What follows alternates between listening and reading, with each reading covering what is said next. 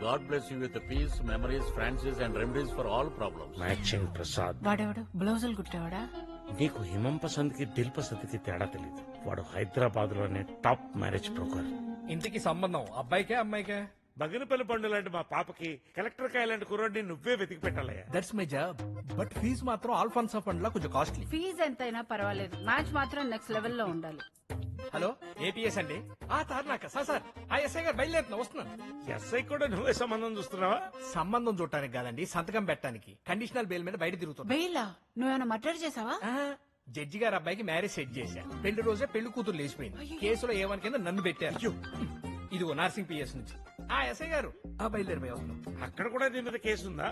DGP కొడుక్కి పెళ్లి set చేసి అది పాండమిక్ కంటే దారుణం. మొత్తం 11 కేసులు ఫేస్ చేస్తున్నా. మా పాప అలాంటిది కాదు. ఎక్స్పీరియన్స్ మీద చెప్తున్నాను. ఎవరు పాప ఎలాంటిదో ఎవరికీ తెలియదు. అందుకే నేను ఒక రూల్ పెట్టుకున్నాను. డైరెక్ట్ గా అమ్మాయి